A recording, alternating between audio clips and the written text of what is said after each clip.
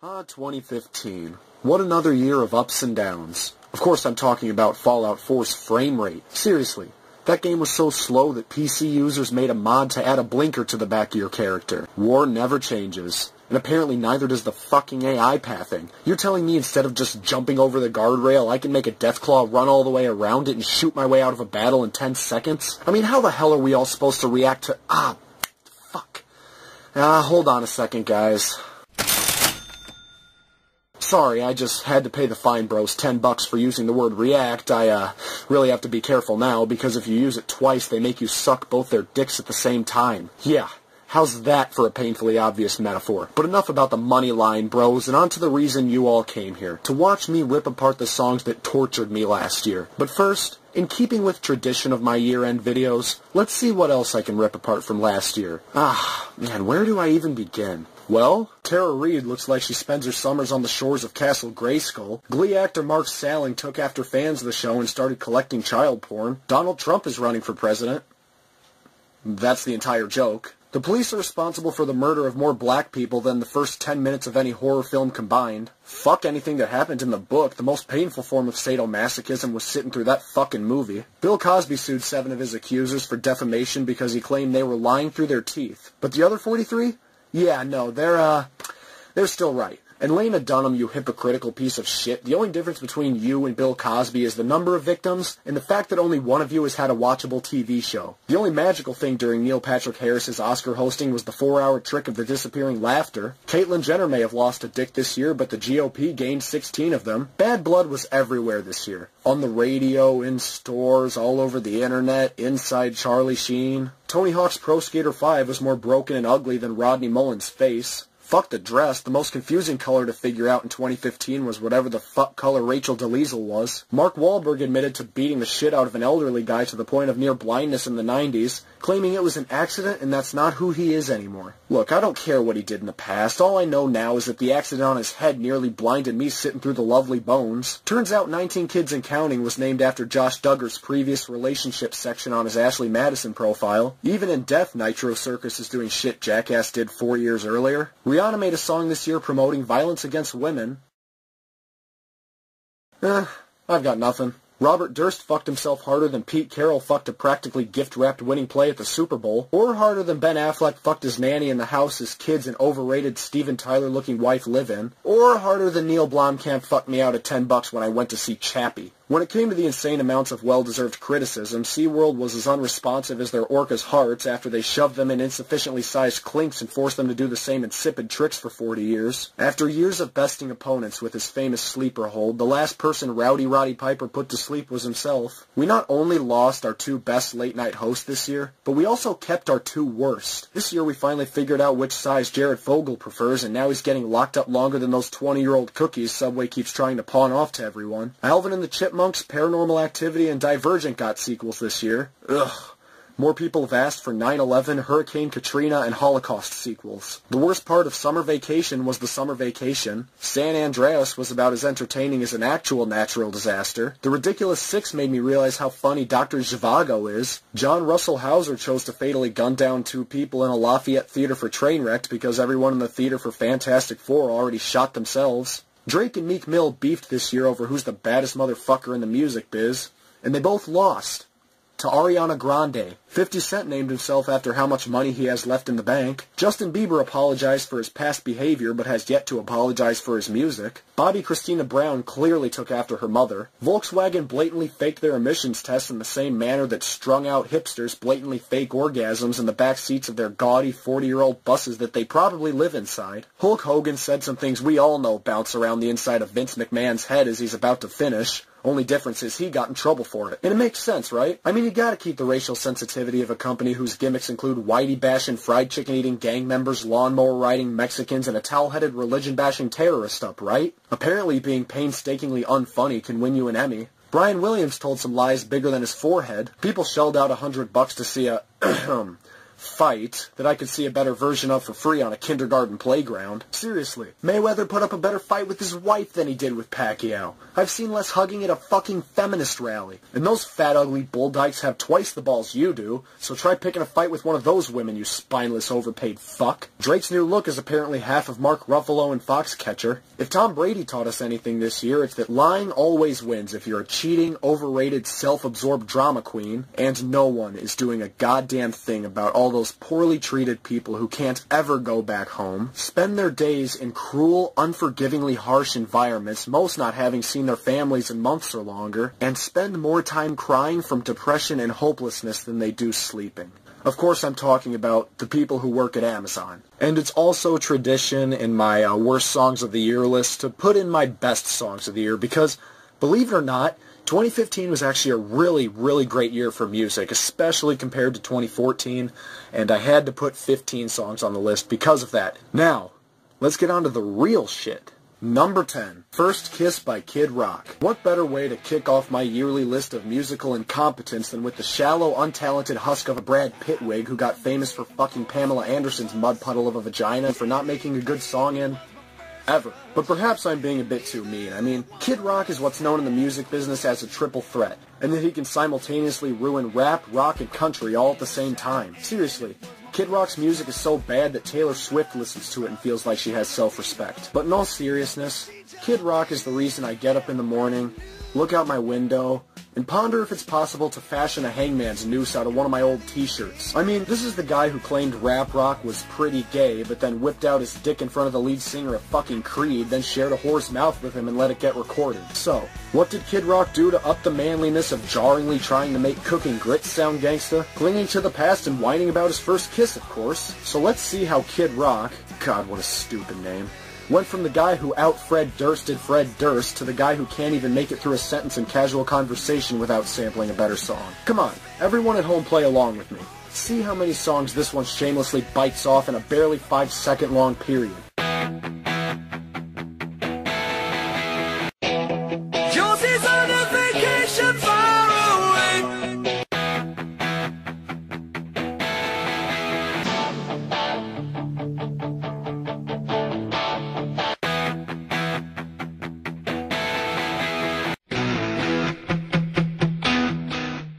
I'd say that Kid Rock is the Stephen Glass of music, but that would be a bit too harsh. I mean, at least Stephen Glass was good at plagiarism. This is such a bad cover-up job that I hear kids thinking about becoming the Democratic frontrunner of 2016. And the shit he did think up himself is some of the most uninteresting and stale dreck I've heard this entire year. Have a cup of coffee or an adrenaline shot ready. Trust me, you'll need it. I remember waiting for the school bus. Jenny Clayton was my first crush, and neither one of us had a clue. I'm sorry, you must have misheard me. I said the shit that he thought up himself, not the shit we've already heard thousands of times before. What?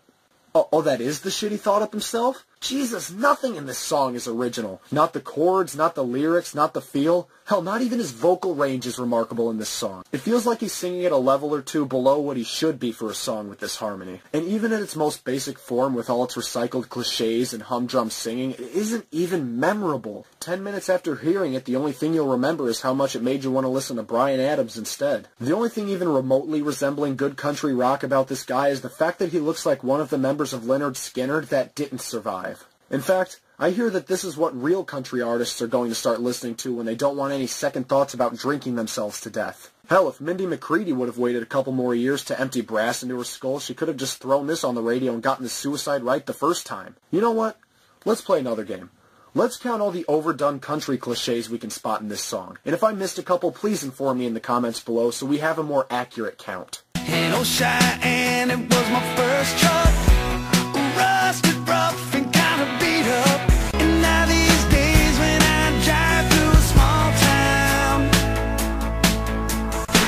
I turn my stereo up and roll my windows down, 'cause it reminds me of my first kiss and those days that I always miss. And Tom Petty on the radio, no money, just time to spend.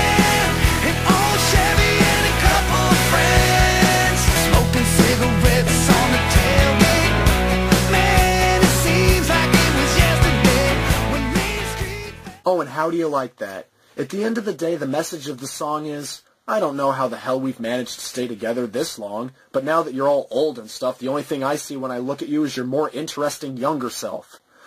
I wish I could go back to those times, because these ones kinda suck. Don't get me wrong, once in a while a little ditty about some summers ago or a first love is fine, but when you're constantly doing it over and over again to the point where, in your newest tripe, it makes it sound like you don't even love your partner anymore because you're too busy reliving the days that are gone, then that's a sign that it's time to hang up the towel with this lazy and reprehensible shtick. You're not in the past anymore, kid. You're not the same punk-ass, drug-dealing little high school dropout that looks like Macaulay Culkin got caught in one of his electrical traps in Home Alone. It's time to face facts. Now, you're lifeless, full of chemicals, and should have given up 20 years ago. You're like Roddy Piper's heart. First Kiss is last on the list because, overall, it's pretty harmless, and you really only listen to Kid Rock when you're an incestual pig farmer who only goes out to the east side to burn a cross or two. Or a heroin-addicted mud wrestler who specializes in wife-beating and holding up gas stations and had all 37 of his children when he was 13 with his second cousin, twice removed. So naturally, not a lot of people heard this one.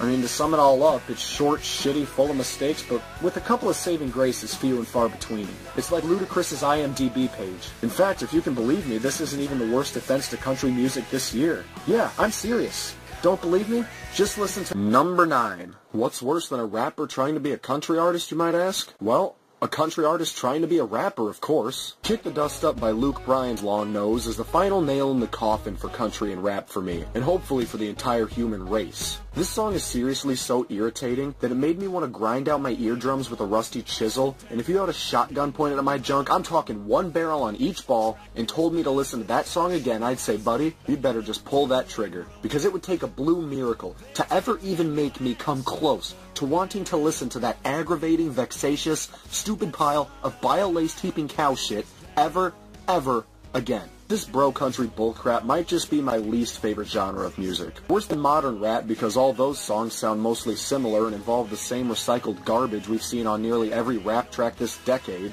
Worse than kiddie pop because at the very least most of those kids don't know all that better and almost never make a career out of it, just a 1, 2, maybe 3-time thing that never stays on the airwaves for over a week, let alone charts anywhere. And yes, even worse than that unintelligible deathcore shit, because at least in that instance, most of the time you can't understand what the fuck they're shrieking about, whether that be because you genuinely can't understand them, or that the beat is so ear-piercingly shrill that your ears become filled up with blood, drowning out any semblance of musical present that it didn't already write out the window. No, this is a new breed of awful. Each and every one of these abominations have their own awkward, embarrassing, grating feel to them. Just like that one dad who always tries to act cool around his son's friends because his wife left him for a real estate salesman 10 years ago, and it never, ever works. And this, while it may not be one of the most egregious examples I've ever heard, showcases why that is in spades. So, let's see if we can find out why the hell the Jay Cutler impersonator who claims he isn't Bro Country's last 3 biggest singles are, you guessed it, Bro Country. All week long, it's a farming town. They're making that money grow. Tractors, plows with flashing lights, backing up a 2-lane road. Here's the thing that irks me the most about Luke Bryan, besides the fact that he's basically the marginally less retarded-sounding Eric Church. He's one of those artists that think constantly mentioning trucks or anything to do with farming in a song automatically translates to country. He panders to the lowest common denominator of country music stereotypes to the point that you'll expect his next album to cover such good old Southern values like poverty, racism, and alcohol poisoning. I mean, Christ, it's almost like just the thought of a Southerner, dare I say it, living in a city doesn't exist in this guy's mind. People like Luke Bryan are part of the reason why mainstream country music is being represented so poorly these days. They keep defecating out songs that not only have the most generic thought-breathed sound you could possibly twang out in 2 minutes or steal off a Brooks and Dunn album, but they all say the same fucking thing over and over and over again. I mean, Christ, not even Jake Owen pandered this low in his tone-deafening of country stereotypes to line his pockets he called a summer jam. When the hell are all these new country artists, not just bro country, new country artists in general, going to realize that resorting to these lowered standards of songwriting and originality in general are absolutely unnecessary? And this guy is supposedly the best and most original of the bunch?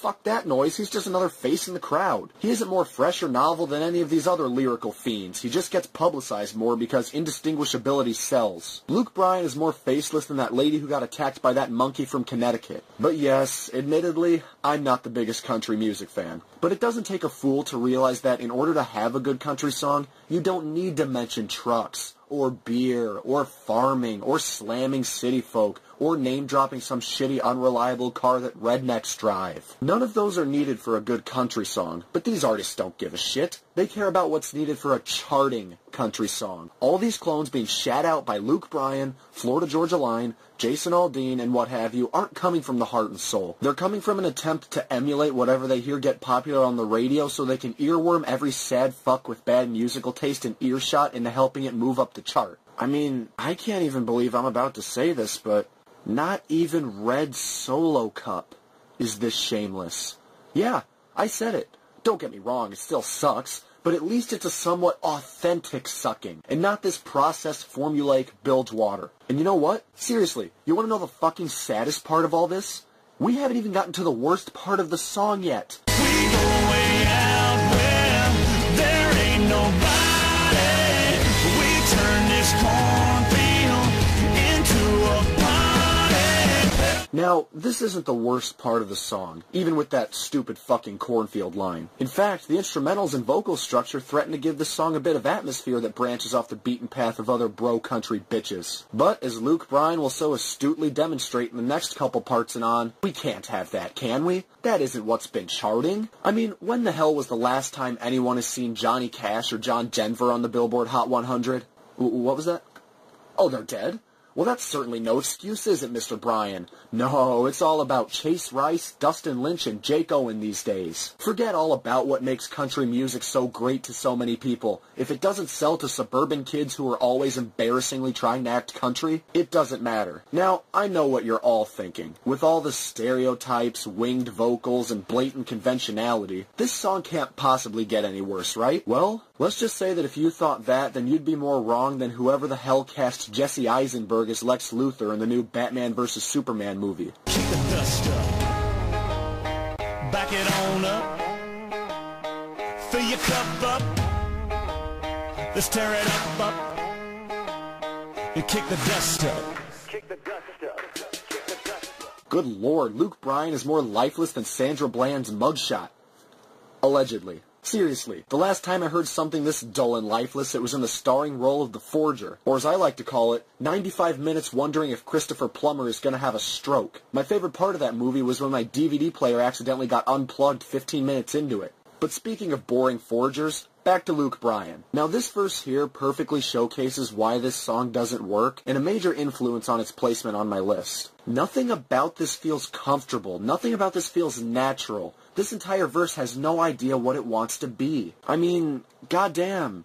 At least the previous verses knew they were being barefaced rip-offs of the lowest grade pseudo-country songs. This is just baffling. The singer's tune is clearly not homogeneous with the beat, making for an awkward, discombobulated listen. And honestly, with how the rest of the song sounds and how needlessly off this section is, it makes it seem like this was hastily shoehorned in as a last-ditch effort during writing. You know what this is like? Russell Crowe in Les Miserables. And no, it isn't a punchline for another one of my movie puns that 3 people get and maybe 1 person laughs at. This is serious. These two are so similar because, in Russell's case, yeah, he is a trained singer. But the only problem is that he's trained in folk. So being in tune with folk music is one thing, but when you expect him to tackle a whole other genre of music with that interpretation of tuning, then it just won't fit. These types of music require 2 very different vocal capacities. The same goes here. Luke Bryan's tune is totally inadequate for a beat like this, making it sound even more unpleasant than it should be. Only in this case, as opposed to Russell's, Luke Bryan has the singing expertise of an asthmatic wildebeest being anally shredded by an obese walrus with laryngitis and infected vocal cysts. As much as I don't care for country music, you can't deny that commonly slammed big names like Tim McGraw, Montgomery Gentry, Big and Rich, oh, okay, maybe not Big and Rich, and Brad Paisley have decent vocals. By that I mean, even if you don't like their music, you can at least listen to their songs and tell they're trying. You can tell they're putting their heart into it, and they can definitely hold their own. Now, Listen to this shit. Listen to shit like this. It sounds more like talking than singing. And don't give me that excuse that it sounds like this because it's a mix of country and rap. Because even rap should have soul. Just as Tupac, Kendrick Lamar, and NWA have taught us, and as Meek Mill, Future, and Nicki Minaj have let us forget. This is a predictable, unwanted snooze fest that you can mix and match with any of Luke's supposed bro country tunes and really not miss out on anything. And Luke, I feel like you could really make up for all those missteps by bringing back just one of country music's oldest, most deep-rooted traditions. Death by plane crash. Number 8. Let's get serious for a minute. When you think of horrible, downright appalling disasters that have ever hit New York City in recent memory, what is the first thing that comes to mind? An act so heinous and reprehensible that we all remember where we were when we witnessed it. The perpetrator's clear goal being to kill a little bit of each of us inside that would never be the same again. A monstrous act of terror that will go down in infamy as one of the biggest attacks against people like you and I that has ever taken place. That's right. Pixels. Never forget, ladies and gentlemen. Never forget. But what could possibly be more horrific and catastrophic than the worst movie of the year? Well, a song made for the worst movie of the year, of course. Game On by Waka Flocka Flame featuring Good Charlotte. Let me say that one more time, guys. Waka Flocka Flame featuring Good Charlotte. I'm so sorry, but please allow me to say that a third time. Waka Flocka Flame featuring Good Charlotte. What kind of 35-year-old who still thinks he's 19 thought that was a good idea? I mean, Jesus Christ, these two are a worse mix than Joseph Gordon-Levitt and a French accent. Seriously, the last time I saw these guys together was in the bargain bin at Costco. Now, I'm no betting man, but I bet this song came to be because some asshole heard Shell-Shocked and thought, dumb puns, half-baked beat, terrible vocals, shitty artists, terrible movie. I like it. But I really don't like that they at least use artists who were mostly relevant. No, see, I have a different idea. Let's make that song, but with artists that haven't been relevant in years. But not for like even the same amount of years. No, let's just fucking mix and match it, you know? One artist who no one's given a shit about in 5 years and a band no one's given a shit about in 15 years. Now, I've got a feeling Soulja Boy and Sum 41 will say no, so let's just eliminate the middleman and see who's at the bottom of the list. Oh, let's see. Who the fuck are these guys? Oh, never heard of them. Fuck it. Put them on the track. I mean, these two couldn't be more different yet have the same amount of suckage. It's an anomaly. So, hate comedy but don't have the money or decency low enough to go out and see Larry the Cable Guy? Well, have I got good news for you. Let's see how many bad video game puns it's humanly possible to be shoved into a 4-minute time frame without having to read an IGN article praising Sonic Free Riders or fucking Destiny.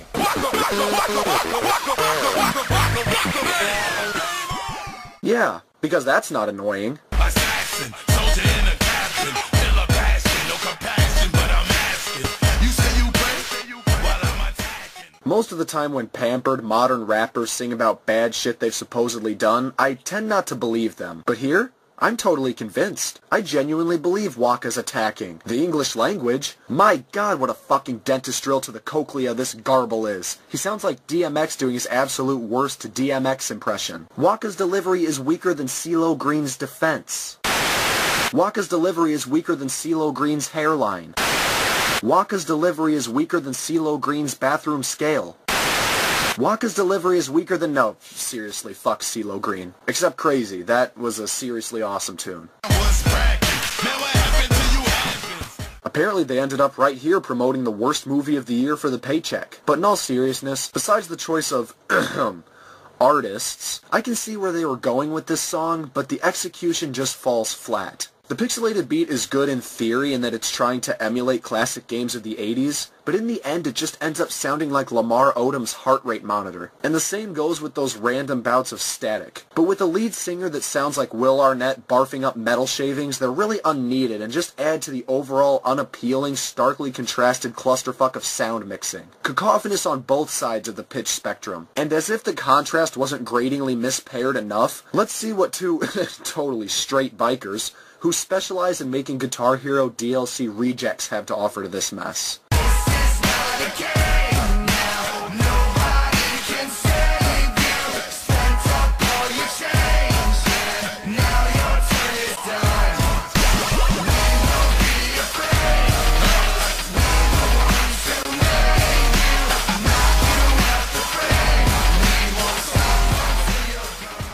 So if you haven't already fallen asleep yet because this fucking flow is slower than Ben Carson's delivery and brain activity combined, then let me just state that I haven't been this non-threatened by something supposed to be threatening since they cast Mila Kunis as the Wicked Witch of the West. Christ, this song is less cool than vaping. I mean, what the hell could possibly be less menacing than being threatened through use of video game wordplay by a one-trick pony band who made one okay song 14 years ago, and a rapper named Joaquin who can only talk shit on Twitter and in songs that 6 people listen to, both of whom doing so in a song for an Adam Sandler and Kevin James comedy that conveniently forgot to add in the comedy. None of this works on any level. And what the hell are they doing using even blander lyrics than they used in 2002 to do it? Guys, you can't keep devolving in a day and age where music should theoretically be adapting and advancing. I mean, come on, it's a new day, but it all feels old. It's the good life. That's what I'm told, but everything, it all just feels the same. Shit like this brings the song's credibility down into the negatives, somewhere between Rick Perry's fake glasses look and that new Ride Along sequel.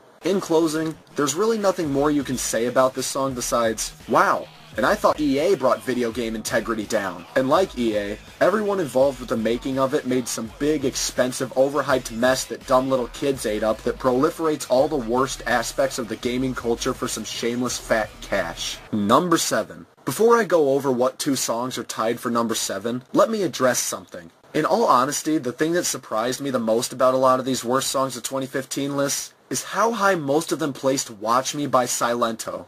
Most lists I've seen have had this song in the top fucking 3. Now yeah, it's awful as hell. I mean, it really sucks. To put it into perspective, after hearing this song, I wanted to do something much more conducive to a healthy lifestyle, so I decided to take up meth addiction, drunk driving, and watching Tyler Perry movies. Not to mention that Silento's vocals are so bad that Brian Williams claimed he couldn't stand hearing them being played all the time while he was stationed in Wagga Wagga, Australia with Chuck Norris, a talking ferret, and George Washington's ghost. Seriously. Just listen to how much this sounds like Steve Urkel chugging a tall cup of Kevin Hart's penis paste. You already know what it is. Silento. Jesus Christ, his pitch is higher than Kelly Clarkson's cholesterol. But that alone can't make worst song of the year material as long as Selena Gomez is still breathing. So what else do we got? Well, there's the fact that this song is more or less the blatant stealing of other popular dances and pasting them over a mechanical beat so it'll shoot up the charts. But that can't be why people detest this song so much. I mean, Eli Roth steals better shit from people and makes it his own all the time. And people love him. Now, here's my main problem with the song. It wouldn't even be worth my time here if it were just for those previous things, you know, the bad vocals, the unoriginal lyrics, a paper-thin cash grab reason for existing. Songs like that come out all the time. But this song can't leave bad enough alone. It takes all that and repeats it over and over and over again. It takes the worst aspects of any other bad modern song and regurgitates them to the point of insanity. I know you've already heard this millions of times before, so what's one more for emphasis gonna hurt besides a few thousand brain cells, a good appetite, and the will to live? Now watch me whip. Now watch me nay nay.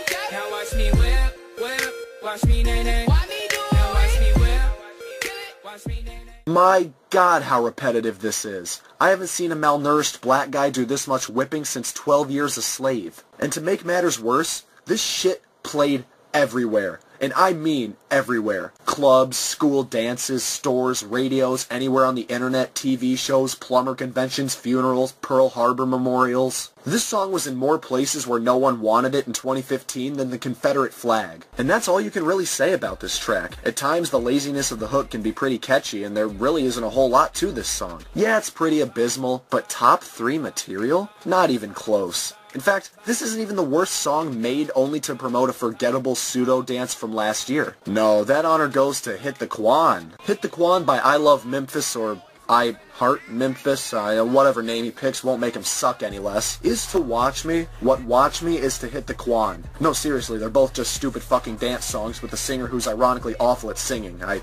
don't even have a complete comparison for that one, but don't worry, I won't need one after you hear this shit. Hit the quad, hit the quad, hit the quad, hit the quad. I said get down low and swing your arm. I said get down low and hit the quad. Truly a modern-day Charles Dickens. Quan and arm? That your big hook rhyme? Quan and arm? Yeah, Those words match about as well as Olga K and that shit she smears all over her face and expects us to still think she looks like a human being. You look like a man in drag. And how about those vocals, huh? He sounds like that one kid in every high school class who thought he could rap despite everyone telling him to shut the fuck up, grew up to be a bad Cleveland show voice. Or in other words, a Cleveland show voice. His pitch is higher than Robert Downey Jr. in 1999. Seriously, how can people listen to this? Fuck, at least with Watch Me I can reluctantly agree that the hook can be catchy. But this? Is this even singing? This is just a crude mixture of talking and yelling. Seriously, besides a couple of memorably stupid lines, nothing about this song stands out in the slightest. Hell, it was made last year and already it's dated. I don't get it. Do these crappy-ass one-and-done dance artists want their songs to stand the test of time? Or sleazily give in to whatever's popular at the time? And I mean really fucking milk it.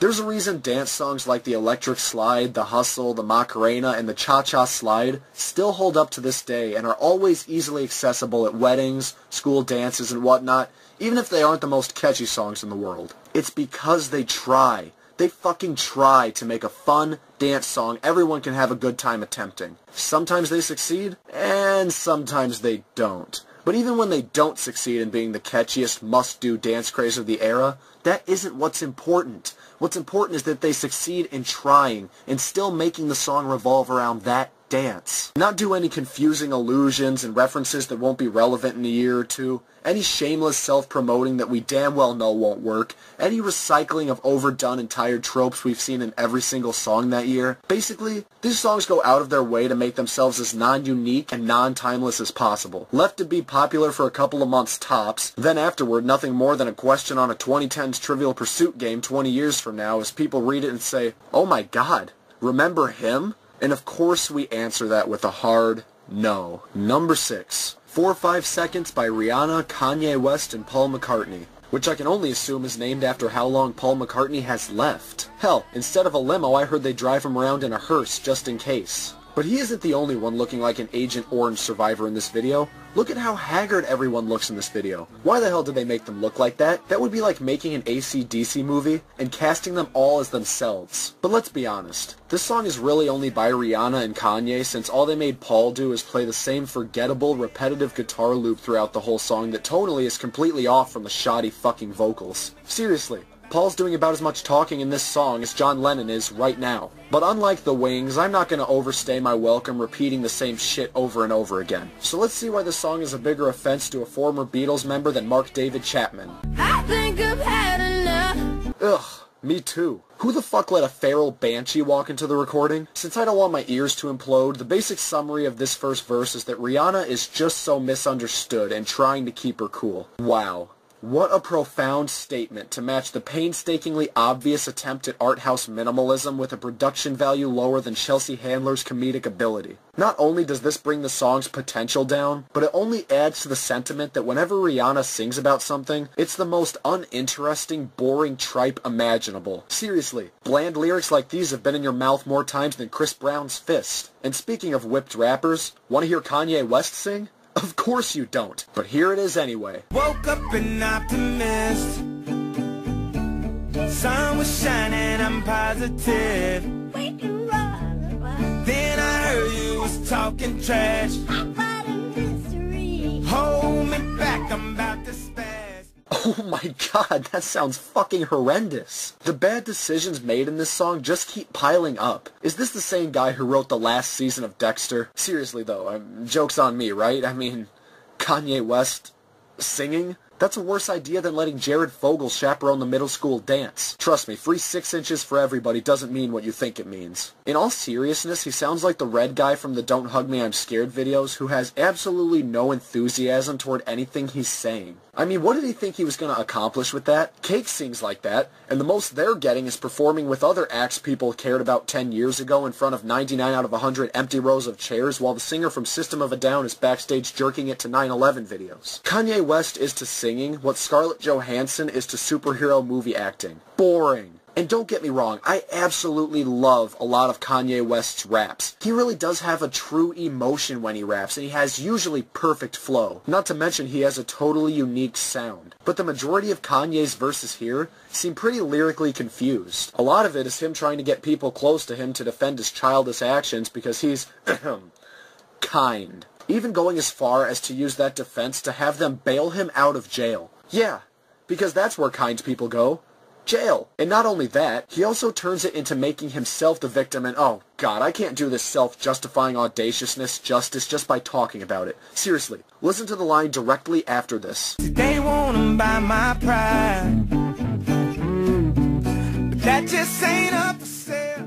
I call bullshit. Knowing Kanye West, I say not only is it up for sale, but for $120 more than the rational price. The more I listen to this, the more I want them to just let Paul sing. Sure, he'd probably sound like Michael Caine gargling Mick Jagger's ballsack, but at least it would sound better and have more credibility than Kanye West's tone-deaf, unsteady stumblings. I mean, my god.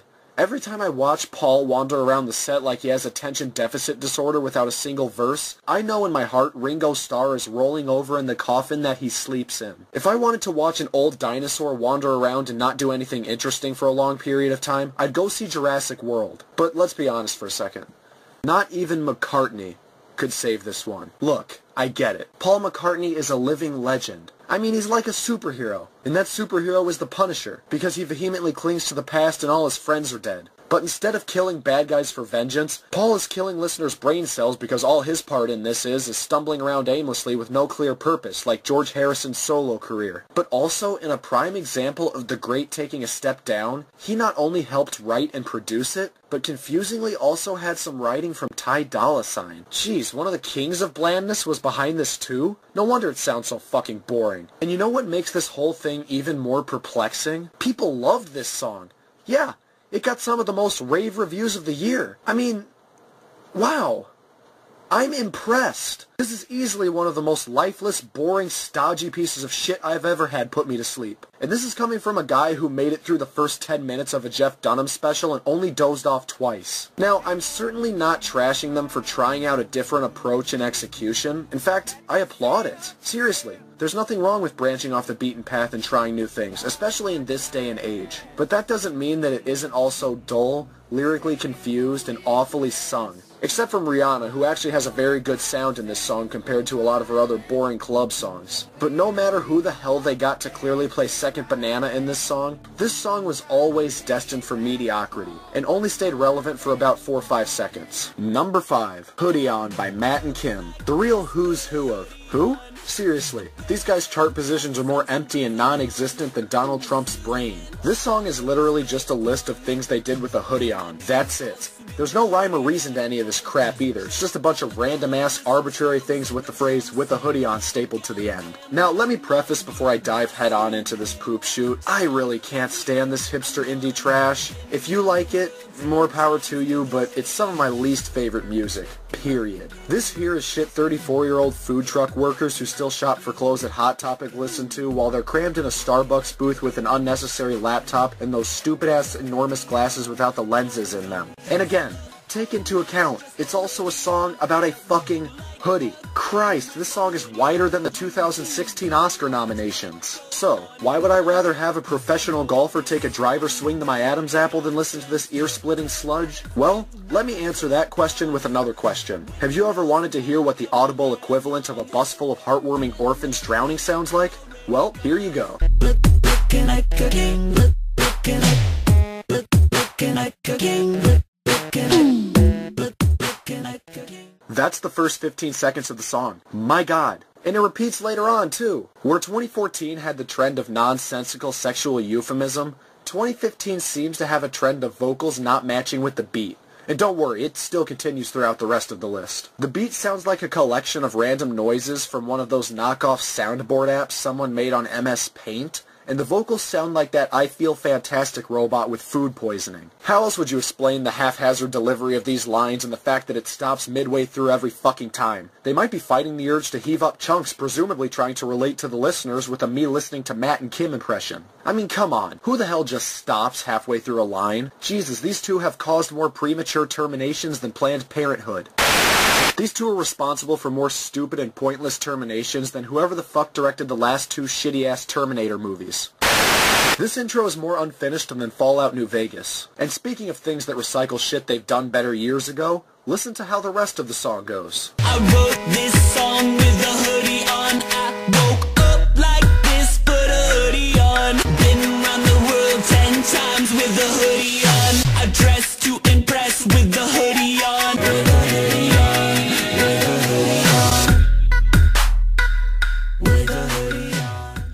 fucking hate this song with a hoodie on. I'd rather take a pair of rusty pliers and yank out my uvula with a hoodie on. See how annoying this is with a hoodie on? And they repeat this line 20 goddamn times with a hoodie on. Do people like hearing the same flat crap repeated again and again in the same song instead of a varying collage of sounds with a hoodie on? Okay, fuck it, I'm not doing this shtick anymore. With a hoodie on. See? You didn't like that, did ya? I don't dress up for much, just a hoodie on. I look like a king with a hoodie on. Yeah, while you're putting that hoodie on, I'll be putting my noose on. Seriously, this song is so gay that Kim Davis won't give it a marriage license. Also, I'd like to ask, you get dressed in just a hoodie? As in, nothing else, just, the hoodie? What, are you guys' sales so low that you had to sell the rest of your clothes to pay the heat bill? Hell, after hearing your new album, I'll be happy to send it back so you guys can have more fuel for your fireplace and or fractured garbage can outside a liquor store. Bought my new house with a hoodie on. What, on The Sims 3? Because I highly doubt that a couple of starving artists who make Soulja Boy and Andrew WK the big gets just casually buy houses. Hell, if Soulja Boy lives in a dumpster, you two live in the smaller, more putrid one across the street. Fuck Drake, you guys started from the bottom. And you're still there. Because you're eating food off the ground. But what can you expect from releasing some of the whitest songs in existence that all sound exactly the same for 10 years? You know why Tool can get away with releasing that same shit for decades? No, really, I'm asking. I figured you guys would know since I truly have no fucking idea. As you can tell, at this point in the song, they're just serving up the same shit over and over again, just like Woody Allen. But thankfully for us, this song, like G.G. Allen's life, was mercifully short. So that's all the lyrical analysis you can really do. So, what can you really say about this song that already hasn't been said about Emma Stone's speech pattern? It's certainly original, but not in a good or pleasantly listenable way. For me, this just sounds annoying. The beat and vocals don't mix, and even if they did, they're both shitty in their own way. And for how hipster it clearly is trying to be, it's too stupid to be pretentious and too exciting to be anything from fun. So yeah, it's something new, but as I said in the last rank, that doesn't always translate to something good. It's like if you walked outside your house and the first thing you saw was a sloth primally mouth-fucking a statuette of Ronald McDonald. Yeah, it's new, but did you really need to see that? Did anyone ask for that to be made public? People aren't shitting on how bad the song is. People are giving Matt and Kim shit because they want them to go back to doing the same tired crap again and again when it's clear they'd like to try something different, if only for a little while. Shit, you'd think they'd be LoganCrews talking about movies or something. And I realize that music isn't made to just appeal to whatever everyone else wants, but come on, a 3-minute song about a fucking hoodie. It's safe to say that it goes without saying that no one was shocked when we found out who this song's audience was. Nobody. Number 4. 2015 might just be the saddest year for rap ever. Flashback to the 1990s. Rap's golden age. Hip-hop artists were coming out of the woodwork with catchy, meaningful, yet intimidating songs with an intense emphasis on lyricism and passion. Each mogul had their own unique personality that translated to their musical persona, and rappers actually had palpable credibility. Hip-hop, gangsta rap, R&B, all that was great and it was only getting better. Flash forward to the present time. What the hell happened? Tupac is dead, Biggie is dead, the Beastie Boys are all old, dead, and pathetic. Dr. Dre is an anxiety-ridden old fossil who claims 99% of his yearly income from plasticky, overpriced headphones that only suburban middle schoolers use. Ice-T is still the true OG, when OG stands for Old Geezer. LL Cool J is basically the slightly less retarded-looking Biz Markie with only one listenable song and who hasn't been in a watchable movie since 1999. I'm pretty sure all the members of Naughty by Nature are homeless. Salt and Peppa look like the only place they should be pushing it is on the set of an Activia commercial. Lil' Kim's perjury-having fake ass found the same plastic surgeon as Leatherface from the new Texas Chainsaw Massacre reboot, and after hearing her new album is better off recording her next one in a car behind Suge Knight's in a casino parking lot. Snoop Dogg is still mumbling about how cool he was in 1993 on every track within a 10-mile radius to pay the electric bill. Think Eminem is still good? He's a bitchy, overrated, devolved song-sampling pillhead with 20 writers, a fan base of wannabe aggro 4th graders, and a peak somewhere in late '02. Cypress Hill should just take solace in knowing that they'll only be remembered for being the 16th best song on a third-rate excuse for a Saints Row sequel because you'd have to be insane in the membrane to actually enjoy their last 5 albums. Bones, Thugs, and Harmony still roll up to the crossroads every now and again, but That's because they're all Uber driving to pay the rent. The only time Craig Mack gives people a flavor in their ear nowadays is when they find him on a BuzzFeed countdown from their 46-year-old friend's Facebook link of monotonous 90s one-hit wonders who currently work at a Jack-in-a-Box and are harboring a crystal meth addiction. People still don't remember Twista. Eazy-E was a little too easy. And P. Diddy is leading Forbes' highest-paid rap stars because apparently not making a good song in 18 years pays big bucks. And yeah, Jay-Z and Nas will put out a good song every now and again, but when the main Grammy-winning single off your new album is a 5.5-minute self-important snooze fest that sounds exactly like the other 15 lazily written yawns about how much money you have on the track list, then you have the rapping credibility of the Top Chef failure who's on 5 minutes after you on your 19th appearance on Ellen. Not to mention that dumb, inexplicable Nirvana sampling that's so bad it makes me want to swallow a shotgun blast. And yeah, Timberlake is great as always on it. But if Pitbull made a career out of letting the second billing be the best part of his songs and he still can't beat Nicki Minaj in sales, then it's probably not the best idea for the guy who's fucking Beyonce to do it. And you know what? I can accept that. At the absolute end of the day, I can accept all that. But someone please, for the love of all those Grammys that Lauryn Hill probably just uses to scrape the denture cream off the roof of her mouth, now tell me. Tell me why Soulja Boy is still making music. And not only that, people are listening to it. This is a dangerous man. A one-man army out to single-handedly kill rap music. And this, dare I say it, is worse than Crank Dat. Just let that speak for itself, ladies and gentlemen. So, let's see what Soulja's been up to since his Oscar nod for Captain Phillips. Diamonds in my watch, diamonds in my chain, flash. Diamonds in my ear, pull off 5 flames. Diamonds in my watch, diamonds, hurricane, hurricane. Whip, hurricane. That's the whole song. I shit you not. Look at these lyrics. Besides one fucking verse that I'm gonna go over in a bit, this shitty flow, shitty beat, and shitty vocals are the whole song. That is what he wants to be emphasized to his listeners the most. God, this song has less weight on it than insert Alicia Keys' body part here. This sounds like some shit that was written to be performed at Speaker Knocker's open casket funeral. But seriously, how do you like those vocals, huh? Oh, who the fuck am I kidding? You can't even call them that, can you? They're more like constipated grunts. Seriously. He sounds like 50 Cent if he got shot in the brain, too. Shit, if this were a game of get rich or die trying, they'd have been lowering this retard's casket 8 years ago. The only acknowledgments this hack deserves aren't for his music, but for the fact that he's a Chicago rapper who's still alive at 25. And the only reason no one wants to kill him is because his career already started digging the hole. But back to the song. What the fuck does hurricanes have to do with any of this? Hopefully the one different verse will explain it for us. Of course it fucking won't, but let's sit through its awfulness anyway. Oh no, hey. Call up the plug, he bringing me dough. Hey. Hop in the Ferrari, cause I wanna roll. Of course it's just a bunch of shit recycled from other rap songs. What else did you honestly expect it would be? And why are people obsessed with gawking over the material possessions of rap artists? I mean, this shit keeps selling, so people must like listening to it. Especially those as mundane and untalented as Soulja Boy, a name that's been synonymous with shit and cock herpes since the beginning. Is it because they love seeing what a failure their lives turned out in comparison? Or perhaps it can make them believe that they can somehow make more by accomplishing less? Yeah, well, I hate to break it to you, but Amber Rose already beat you to it. Fingering Kanye West's asshole, taking Wiz Khalifa's chemotherapy cock, and basically signing yourself up for AIDS isn't a career, but she's still making a healthy 6 figures. Meanwhile, Soulja's making 6 figures on the dislike bar. Seriously, even if you were rich, who the fuck cares? And at the very least, if you are going to reheat this ancient shtick, at least fucking rap it good. Get that car you rented, and a handful of singles that there's probably more of in a Burger King cash register,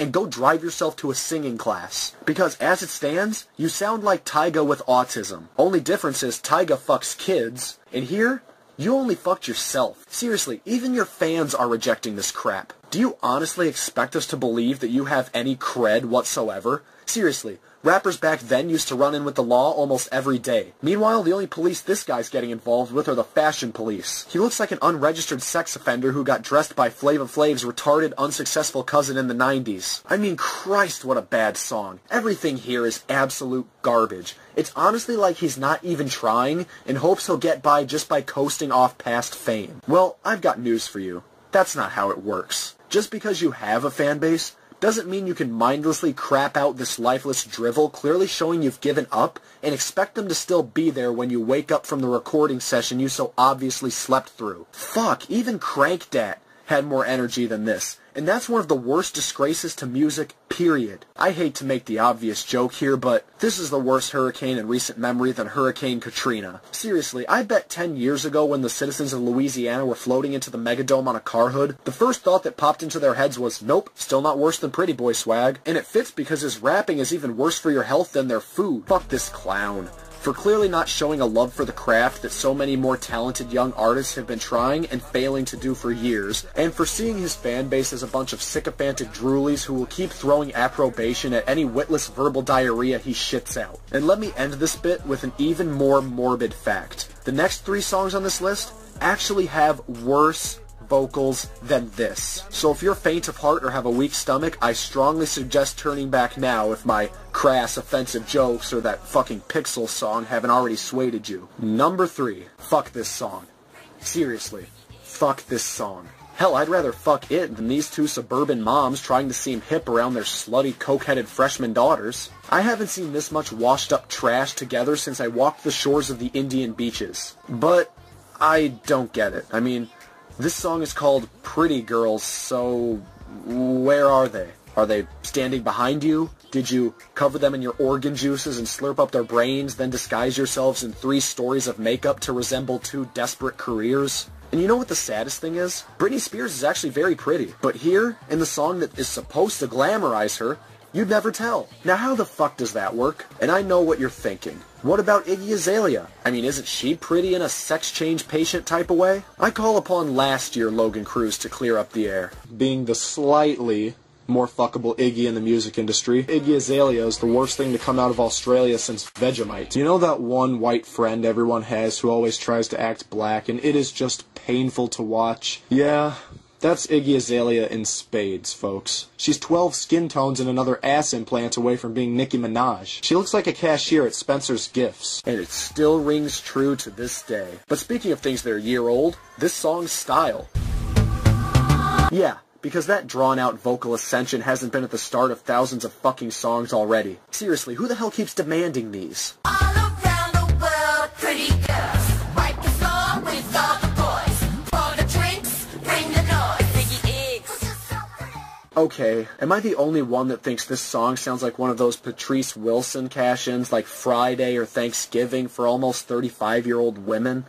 Yeah, like that. But you know what? Unlike those other Epicac replacements, you guys didn't listen to this. It flopped and people forgot about it in less than 3 weeks. Good job, guys. I commend you on your valiant work. And come on, you recite this line with a veneer of self-importance so much that you'd actually think it'd be true or something. Nice try. But I could watch The Boy in the Striped Pajamas and have a more active libido. Seriously. So far, none of this shit is true or deserving of any recognition whatsoever. This sounds like it was written by the same monkey that picked out the 2014 Grammy nominations. And I'm not going to comment on the vocals here because, believe it or not, they get worse.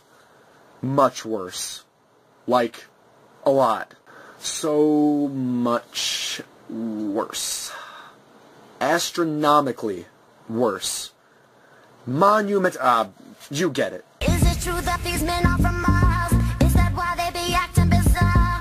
Every time I walk out of my house, it's like, hey, baby. What the fuck was that? Britney's attacking my ears harder than she attacked that car in 2007. Who actually enjoys when the pitch of a singer is warped to the point of a white noise? You know, like when you get an ear infection and everything sounds like ringing in a tunnel?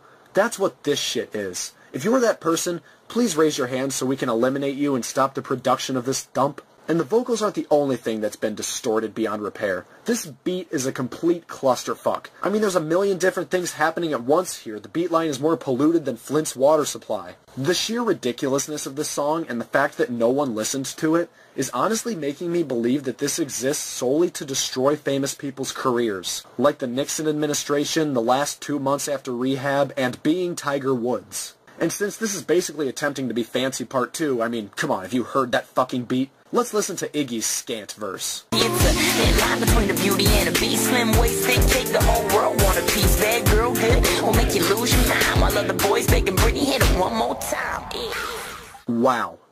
when you have a song where even Iggy Azalea, the centaur that put out more unappealing crap last year than Taco Bell's breakfast menu, sounds like she doesn't give a shit, something is drastically wrong. I mean, sure, normally she sounds like Kermit the Frog put through a garbage disposal, but here she sounds like Kermit the Frog getting put through a garbage disposal. A garbage disposal that is clearly half-assing it. It's a strange starkness of contrast wherein Britney's trying too hard and Iggy's not trying enough. Usually it's the other way around. But, my God, what kills this song is its obnoxiousness. Holy shit. This beats Hoodie On with flying colors and most ear-piercing distortion of vocals. And the beat? I mean, what were they thinking? It so clearly rips off Fancy, which, as it stands, already isn't a good thing, but it adds the most stock, trite finger snaps, drum snares, and beat pauses that are in every single song that gets ricocheted up the charts by curious YouTube views and overplaying. Whereas the last couple songs on this list didn't try enough, this one tries too much, just to be, at the end of the day, commonplace. But let me get gravely serious here for a minute, guys. The thing I really have an issue with this song is this particular part here. The rest of the song is just an overblown vanity project for two troubled, fading musicians that really doesn't stick with you because of how banal it is. But this part here is what really troubles me. Think of this song's main demographic. Young girls, right? While other people can and certainly have listened to this song, though not for long, young girls are clearly who this is aimed towards. That's why I have a problem with the blatant arrogance and snootiness in this line that elevates the song as a whole's ego. Shit right here, shit like this, causes the proliferation of a lot of our female youth's pretentiousness. A lot of kids listening to this song look up to these guys and often can relate to their lyrics, and when they listen to shit like this, it makes them think it's okay to be a complete bitch to get what they want based on looks. Fuck being developed in any other manner. Looks can get you by, right? This is not a good message to send to children. I go to a small-town high school. I've seen this conceit up close, and believe me, it's pretty fucking nauseating. You want to know what happens when those looks you think you have, though sometimes in reality you look more like a bi-curious Boy Scout, go away, and you can't audition to be one of those hubristic, malnourished Vanity Fair models anymore because 30 is considered ancient by those standards? Please refer to number 1 on this list. Seriously though, if you go your entire life using looks as the sole standard and everything else is second besides petty manipulation and your egotistical hierarchy you've put yourself on top of, you're in for a tough fucking life. People will eat you alive because, let's be brutally honest, this is a cruel fucking world. If you don't accept dissent and that you won't be liked by everybody in your head, the world won't stop and hold your hand through it. The world won't tell you everything's gonna be okay and that mindset is totally healthy. No. The world will move the fuck on. And I'm not saying that to be a dick. I'm saying that because it's true. Don't live your life by shit like this. I've seen what it can do. This is dangerous song making, if you can even call it a song, despite how innocuous it seems to be on the surface. Cut that holier-than-thou attitude and come back down to the real world from that cheap-ass space you claim to be on in your video and album cover. Which makes perfect sense, because looking at your IQ points make me believe that you two were in some way oxygen-deprived. Number 2.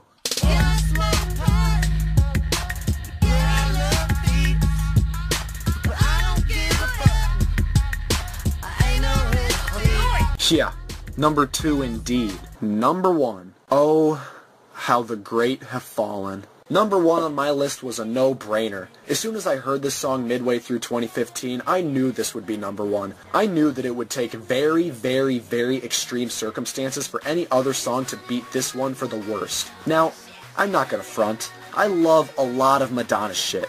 Hell, Material Girl, Like a Virgin, Ray of Light, and Like a Prayer are seriously good tunes, and I thought she was really good in Dick Tracy and Evita. But this is the most sad, pathetic excuse of someone famous trying to stay relevant I've ever seen. Period. Yeah, even more than that. So, want to hear the worst thing ever? We hit the elevator right up to the rooftop. The bass is pumping, make me wanna screw the top off. Yeah, we'll be drinking and nobody's gonna stop us. And we'll be kissing anybody that's around us. Good God, this is Madonna? This is the Madonna we've all known and loved for years? It can't be. I mean, she sounds like some prehistoric entity that desperate people are scrambling to try to keep on life support through use of twisted machinery. That's the only way I can think to describe why she sounds like an exploding fembot from Austin Powers, and why this beat sounds like something David Guetta jerked out of Calvin Harris's dick for his 450th remix of the same album. Madonna can't seriously think she's apt to make a party song, can she? I mean, at least now. You know, shit socialites dance to in a human nightclub that smells like sweat, loaded tampons, and 3-month-old vodka. The kind of shit LMFAO did that we all faintly remember alongside our stupid decisions from 5 years ago. And speaking of stupid decisions, get used to Madonna shamelessly trying to get you to fuck her like a $2 whore from a Detroit street corner. She does it a lot. Wait, shh. Can you hear that? That's the sound of your singing career being swept away. You know, like your movie career. You're 57, Madonna. At this point in your life, you only go hard until Matlock is over, then you go to bed. And by go hard, she means direct her nurse to give her an extra serving of pre-chewed asparagus. We're only a few lines into it, and already it's clear none of this shit adds up. Face it, Madonna, you're old. The only thing you should be writing now is your final will and testament.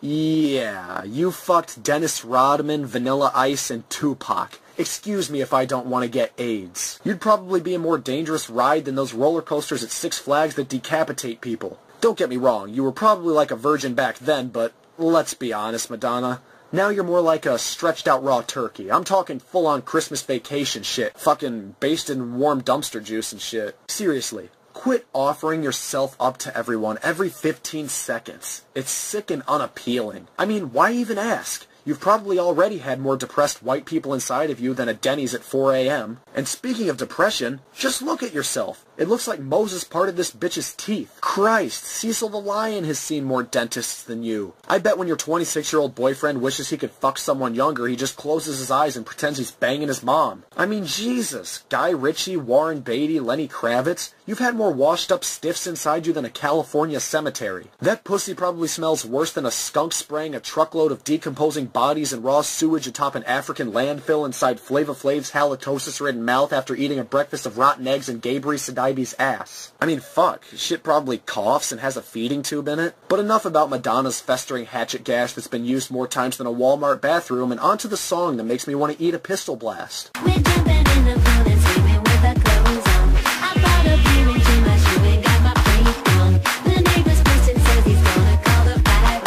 If they show up, then we are gonna give a good show. How is it possible for this song to be so obnoxiously crass, yet fully childish at the same time? Kind of like this video, now that I think about it. This is just getting pathetic. She keeps saying half the shit in this song with a pretense of harshness to it. I mean, how are we supposed to respond to that? By justifying a bunch of stupid crap by saying, bitch, I'm Madonna? Are we supposed to be intimidated by you, or root for you, or what? I genuinely don't understand. And remember, this is a woman older than Barack Obama singing this. Can you picture him porking every slut in the room and getting tipsy off his ass at a rave somewhere? Yeah. It's just as non-believable as when Vaney here claims it. She's struggling to stay relevant and topical harder than she's struggling to gain custody of her child. But seriously though, why are you doing this, Madonna? The Madonna we loved never had to do this. Sure, she made some stupid decisions, and I mean some really stupid decisions, but her music still sounded authentic. Like, even when her songs steered towards stooping and awfulness, there was still a hint of herself in there. It's one thing entirely to try a new direction, a new spin on the craft, even if it turns out to be horrible, you know, like Matt and Kim with Hoodie On, or